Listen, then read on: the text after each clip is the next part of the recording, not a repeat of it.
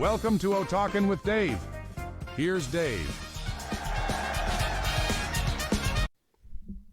Hey, how we doing out there?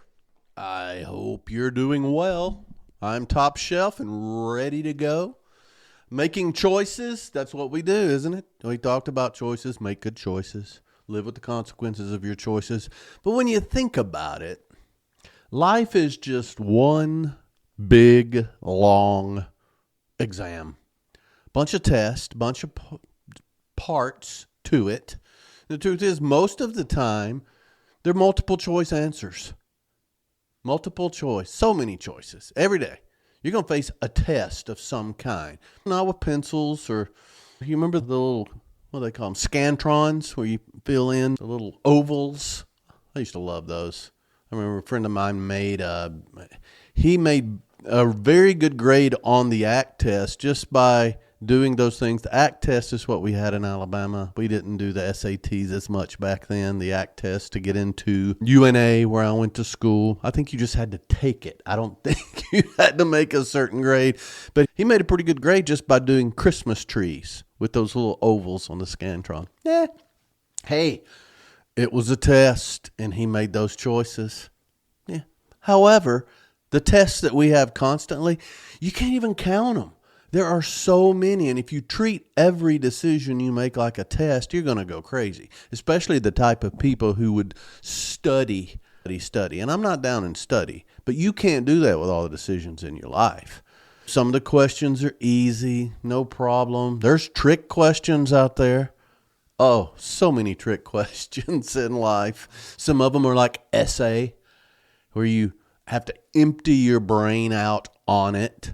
You're debating back and forth. Should I put that in? Should I take that out? No matter what the form is, we always have choices. Now, I always liked the multiple choice when you had A, B, C, and D. And then they started throwing in, you don't know, always pick C. There was some stat about, the average. There's X number of C answers are right. I don't know. But then they throw in that all of the above or none of the above. Hey, that's real world, man. And so I was thinking about it. All the different tests, because I like analogies. I like to tie things to something we all know about. And hey, we've all got them. Anybody listening to this podcast has been through testing of some kind in school. You're going through tests every day. I remember true, false. Oh, my goodness. So those of you who went to UNA, you remember Colonel Whitlock, accounting teacher, wonderful man. Wonderful. His son was in around my age, and so he was in the classes a lot, but everybody loved Colonel Whitlock. Occasionally he would tell stories about being a colonel, but very unassuming, friendly, nice old man. It was accounting, and most of the tests were 50 true or false. Oh, true or false on accounting? It'd show you a problem. Okay, is this done? This is right. True or false? No, man. But the cool thing was, with Colonel Whitlock, you could raise your hand or go up to him and ask him about a particular problem, because he would have accounting problems on there. But it was a true or false question. And he would say, what it's saying is this. Is that true or false? Oh, okay, thanks. But what he would also do, he would say, he'd look at some of the ones you've answered. You may want to look at number 24 again and number 18. It's true or false. So we immediately get the eraser out, change that so it would be right. So see, sometimes you have friends and help when in the tests. You may get the answer wrong, but hey, that's something for next time. I remember one time we were in class, and I had him for 2 or 3 classes. I was an accounting major for a while. Anyway, it was a spring day, and I was sitting close to the door, and this room could not contain me anymore. It was a Tuesday, Thursday class. It was like an hour and 45 minutes long, and I look out the window, and there's the outside, and I look at Colonel Whitlock, and he's got his back to us and putting accounting on the board, and I couldn't take it anymore. It was like 20 minutes in, and I left. I got my books, and I left. And so the hall, the door just made a noise. I shut it very quietly as I could, but I got about probably 20 feet down the hall, and all of a sudden I heard the door slam behind me, and it was Colonel Whitlock with his books. He just, he saw me leave, and he just said literally, "What the hell?" and left. He left the whole class in there. It was just me and Colonel Whitlock left. So every time I think of true false, I think of him. I don't even remember his name. We just all called him Colonel Whitlock.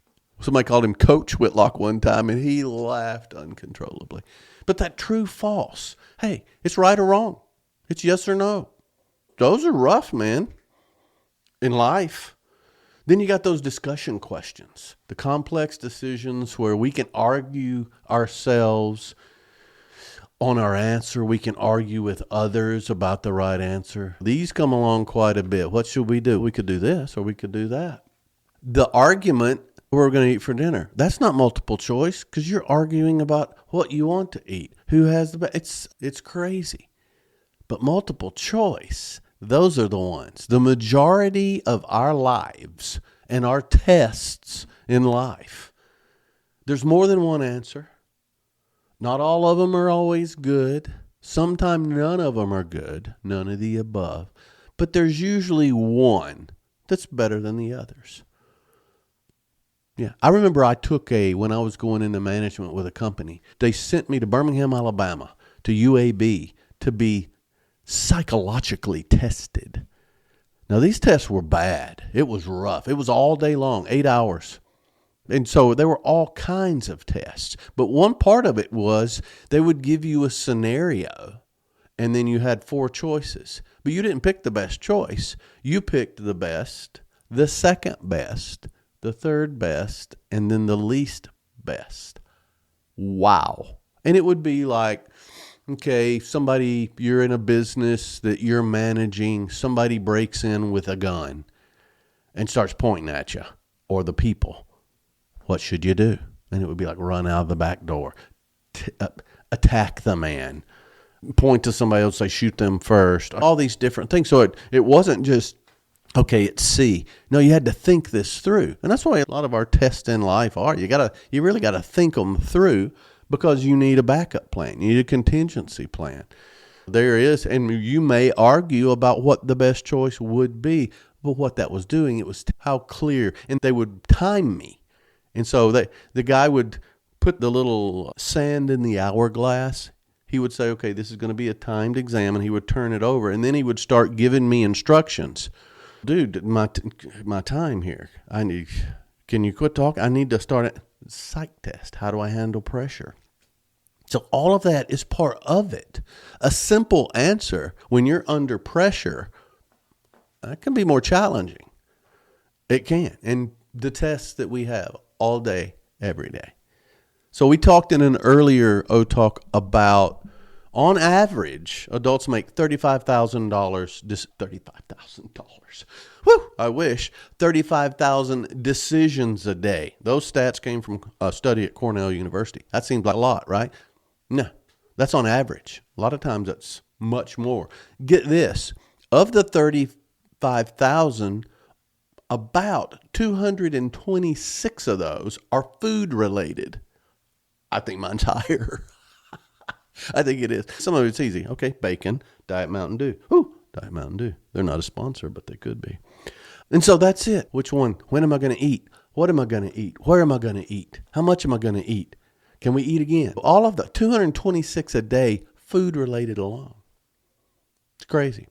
Neuroscience shows decision-making consumes mental energy. It's called decision fatigue. And I know we covered a lot of that, but poor choices increase later in the day when our energy is drained. Same way with tests. You know, a lot of people, you start out strong, and then as you get through toward the end, you're just tired.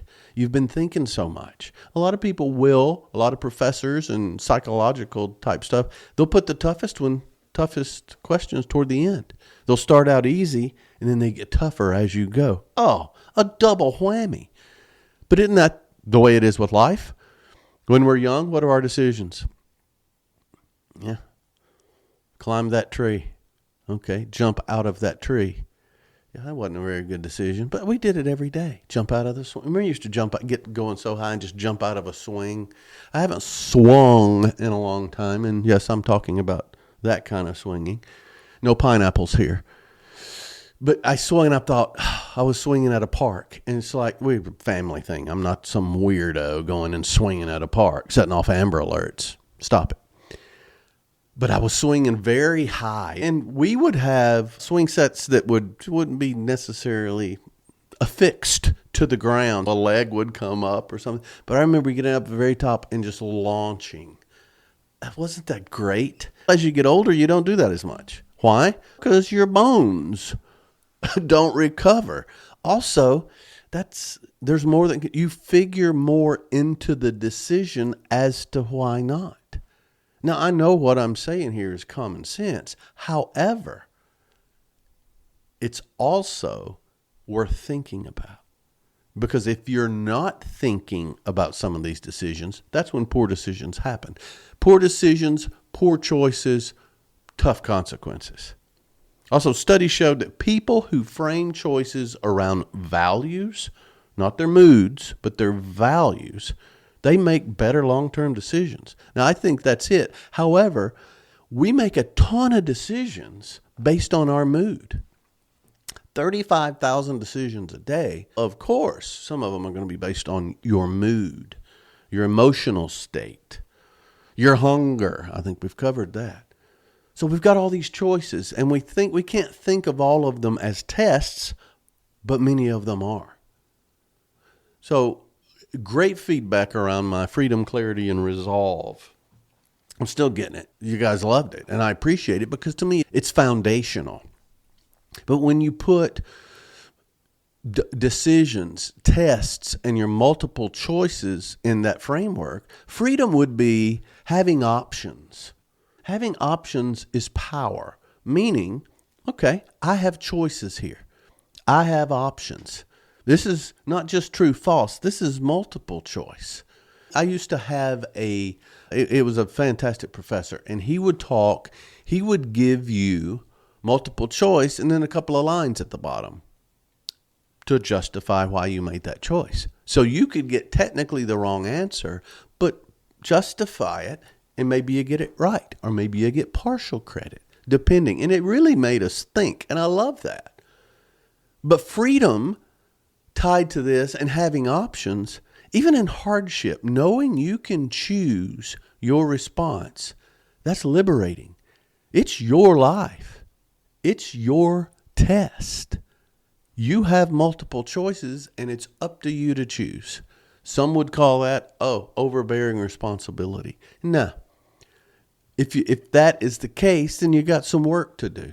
But it is your choice. I love that's part of being an adult. People who have never made decisions about their life choices, when they first can, it's exhilarating.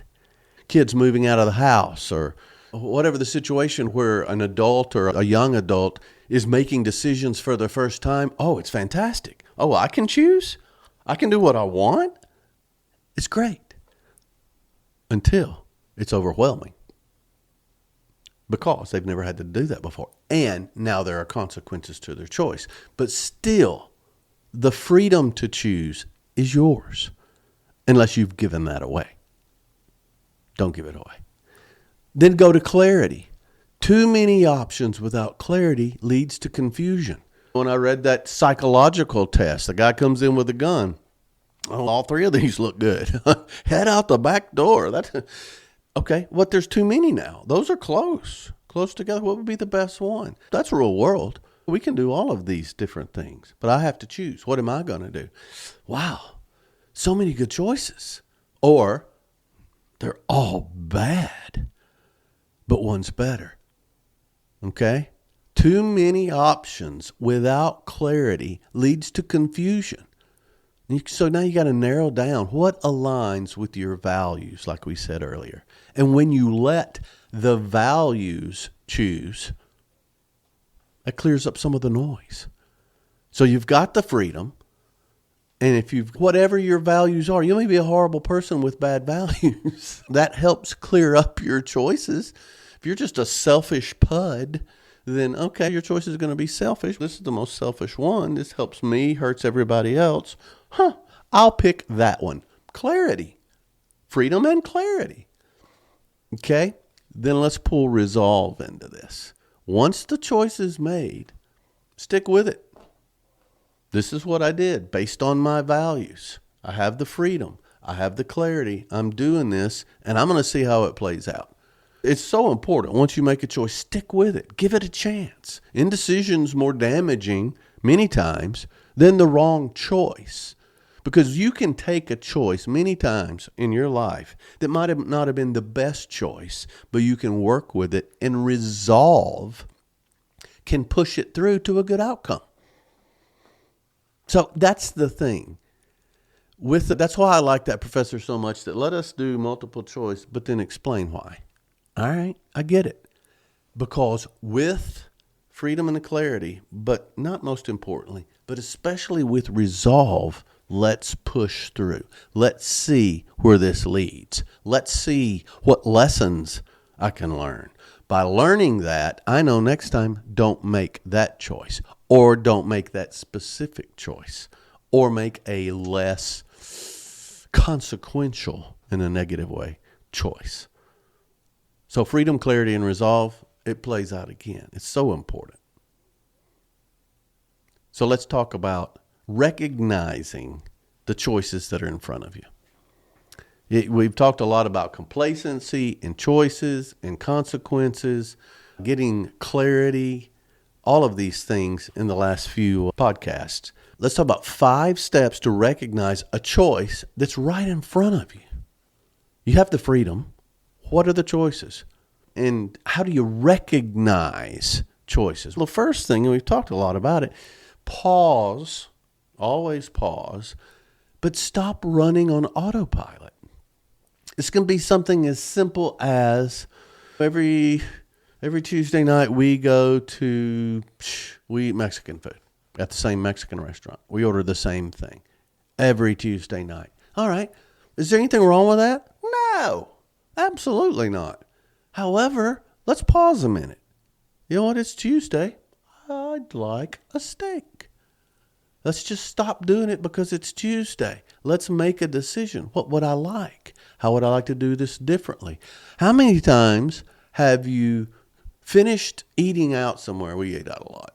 And you go back and you notice this place. Oh, yeah, I totally forgot about this place. Next time we can't decide where to go eat, let's go eat there. Next time you can't decide where to go eat, what was that place we were saying? You can't remember it. So you just go back to the same place. So when you need to recognize a choice, get off autopilot. Maybe it's somebody new. It's a different place. It's trying something a little more risky at work. It's inviting somebody else to go do something at play. Instead of doing this, let's do that. And you can justify, you can do whatever you want. Just get off autopilot. It's so important. It's so important. Get out of your bubble. That's another term for it. So second thing, so first one is pause. Second thing would be identify. And identifying is name the actual decision. What am I really deciding here? Am I deciding where to go eat, or am I deciding to eat healthier? And am I deciding, is this a health question or a food question? Am I deciding to go somewhere because I don't want to sit here and be bored? Am I deciding to do something for other reasons? What is the actual decision here? What is that decision? Am I going over to this person's house because I don't have anywhere to go? Then maybe get off autopilot. Instead of going over there, think about your options. There are other choices. So you pause, you identify what is the decision I'm making, and then weigh it. Weigh it. List the real options, not just the obvious ones. Okay, to go back to the multiple choice test, here's the situation I'm in. I want to do something. What are my options? Pick 4. I'll pick 3. A, B, C, D. That's the multiple choice. Can you do all of the above? Probably not tonight. Can you do none of the above? Absolutely. And sit your butt right here. But weigh, what are my real options? Whether it's finances. Here's what I could do. I need $50,000. But I just need $50,000. Okay. What are my real options? How quickly do I need it? All of those come into this. Okay, I could go to a bank. I could go to a friend. I could get a HELOC on my house. Or I could go to an alley down in Vegas and go to a loan shark. Those are my choices. Some are better than the others. But you weigh it. What are my real options? Not just the obvious ones. That's when the creativity comes in. That's when you start to expand your creativity, your vision, your options, and your life gets more exciting. What are my real options? Not just the obvious ones, the autopilot, the complacency. Please. And then, what are the stakes? What are the stakes? What's the risk if I do this? What's the risk if I go on a 10-mile hike by myself? Man, I want to do that. That'd be great. What's the risk? Okay, you list them all. What's the ups? What's the downs? What's the risk? What's the best answer? It's multiple choice.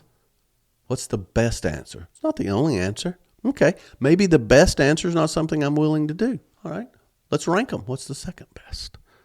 Or maybe what is absolutely a choice that I am not going to take. All right, now instead of 4, I got 3 choices. Easier. This sounds basic. However, you make 35,000 decisions a day. Some of the big ones that you struggle with, this is how to get through it quicker. You reduce it. You've paused, you identified it, you weigh the decisions, and you decided on what the stakes are. Now it's time to make a choice. Own it. Acknowledge that not deciding. What is the Rush song? If you decide not to choose, you have made a choice. Own it. Own it. If you do nothing, that is a choice that you made. You know, if someone's texting you and you're trying to do something and you don't want to text them back, or maybe it's a tough relationship and you're trying to stop this or cut off communication, not texting them back is a choice. Texting them back something that pacifies them or encourages them, that is a choice. Texting them back something abrupt that could be confrontational, that they're all choices. What's the best one? Choose it and own it. There's beautiful ways to say no. And I've talked about this a lot. I am not good at it. I'm getting better. However, saying no is a choice. And many times it's the best choice. You've got 4 choices, saying no is one. Freedom. Freedom. And once you have freedom, you have clarity. And then you got to have resolve. Okay? Now let's talk about making better choices. I'm going to have to take a slurp of some Diet Mountain Dew. Making better choices. I love it.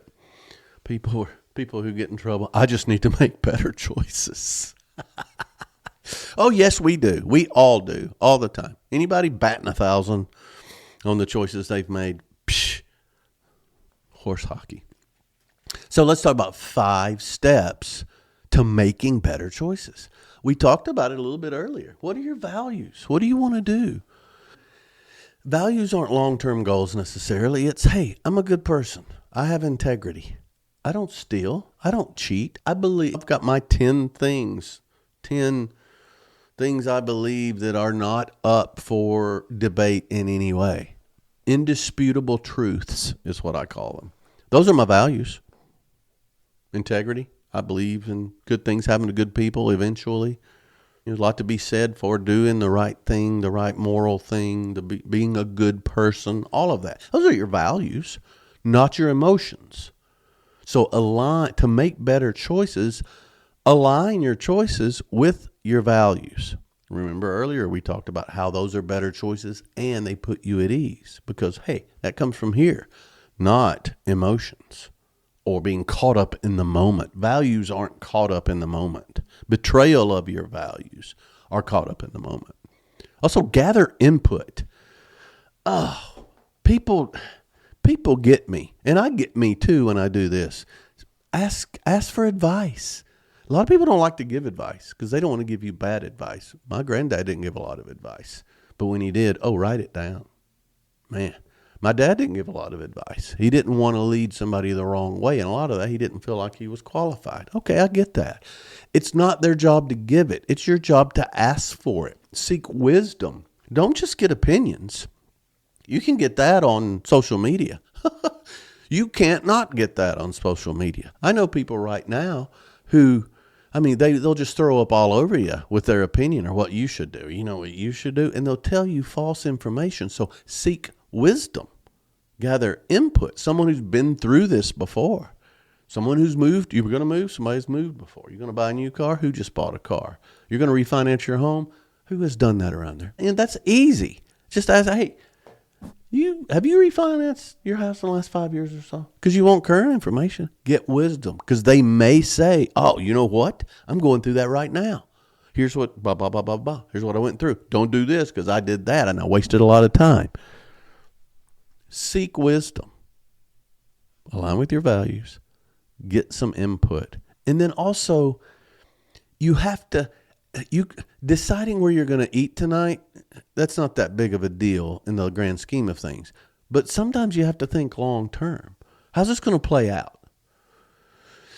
Is this decision, am I going to remember this in a year? Or in 5 years? Am I going to remember that? If the answer is yes, if you buy a house, if you buy a car, if you do things with retirement or leave a job or take a job, that stuff may hang with you a year, 5 years, 20 years, whatever that is. Okay? That decision is a little more important. So, of course, it needs to align with your values. Of course, you're going to gather input, but also that is something that you need to take more seriously, and you probably will. These people who make that decision, just like they're going to decide what kind of chips to get in the grocery store, that's going to sting a little more if they pick B and the answer was C. If they pick all of the above when the answer was none of the above. That's long-term consequences of a bad decision. So on stuff, a lot of these decisions, you want to make better decisions, remove the noise. Distractions make bad answers look attractive. Distractions. If you're not focused, if you don't have clarity, all that noise, all that emotion, that makes bad answers look attractive. There are so many tests. It's funny. And I look back at it happens a lot like on e-learning. You got online testing. You take a course and you do the online testing. You can talk yourself into anything. That sounds right. I think they said that. But they changed some of the words up. Because you're distracted by the wording of the answer and not the truth of the answer. But the wording makes that look attractive. Oh, don't you have those people who have influence and they can say something? They can say the most ridiculous thing in the world, but because they said it or the way they said it or the look in their eyes made that bad answer look so attractive. Remove the noise. Remove the noise. That'll help you make better decisions. And then the thing is, decide and move. Imperfect action beats perfect analysis. Perfect analysis leads to paralysis because there's no such thing as perfect analysis. And we've all heard it, paralysis by analysis. Decide and move. And if it's a huge decision, okay, all right, pull all this stuff together. Align it with your values. Gather input. Think long term. Remove the noise. Then make a decision and move. Don't just sit there and stew. I know people who haven't made decisions about semi-simple things or big things. They're just stuck on deciding it. I need to figure this out. I need to spend some more time thinking about that. You know what? I just hadn't decided yet. And it's not that big of a deal. Dig in and determine what you're going to do. Do it and move on. These are the people who, when the bell rings, they've finished half the test because they're focused on this. True, false, multiple choice. Is it all of the above or none of the above? A lot of times you got to go with, if you know the material, the test doesn't take as long. You are your material. This is your life. Very few decisions the results are insurmountable. You can work through it and get over it. Now, the big ones, all right, yeah, this is going to be tougher to overcome. However, let's get on with it. Decide and move on. It's very important when you're making better choices. So the choices divided up: home, work, or play. At home, just choose to invest time in your home life, in your family. Pick your battles, but also pick your quality time. It's like scrolling. Okay, you go through all this stuff at home. Complacency is, okay, time with my wife, time with my kids, time with my dogs, me time, all that stuff. It's choosing to invest time in what's important at home is so important. But the results can be often very different. You need feedback from people. Your choices without feedback, sometimes you just think you've made the right choice. When you engage and you get that feedback, it confirms you made the right choice. When you are complacent and you're just doing it and making a checklist, nobody wins. But in your mind, you feel like I made the right choice because I didn't get negative feedback. Be in the moment. When you're at home, these are the people you love. These are the things that you love. These are the choices you've made. These are the things you put here, chosen to have these in your domicile. A lot of times, negative feedback, boom, you would correct. Positive feedback, okay, you'll do it again. No feedback, that's your fault. Ask for feedback. Okay? At work, choosing shortcuts or choosing a harder or more principled path, so many times I've seen it. Usually the toughest decision or the toughest outcome is the right choice. It's harder. It's more principled. It may not be harder to choose it, but that choice will create more hardship because it's the right choice. Success comes from those who see beyond that quick win. Quick wins are complacent. Oh, yeah, that's easy. We'll just do this. We'll phone it in. Come on. So choosing a shortcut, yeah. And there may be situations where, okay, we got to get this done. Just do this. All right. Those kind of decisions, those are fine. But when they're important, you need to dig in a little more. And then at play, choosing rest and recreation is so important. Or just being busy. I put a list up the other day talking about I was resetting my ring cams. And when I reset them, you look at them, and I noticed I do a lot of back and forth. I was just walking in circles. I was so busy, but much of that time was unproductive. And if I hadn't looked at the cams, no wonder I was so tired because I was endlessly busy. But I like to call it piddling. But piddling is more a relaxed thing, putting stuff around, arranging stuff or whatever. Rest and restoration or relaxation or recreation, that restores you. This endless busyness, it empties you out. So at home, work, or play, at home, choose to invest time in the family.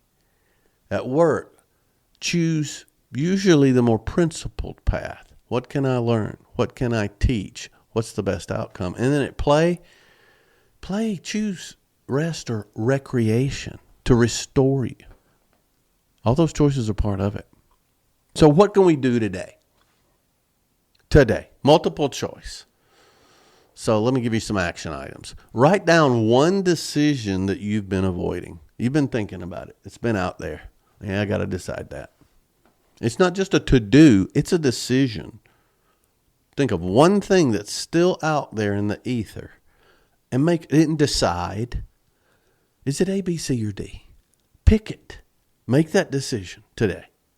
And then for the next week, pause, at least for one small daily decision, and consciously choose. It can be something simple. It may be, okay, I got these 4 things to do. Let me think.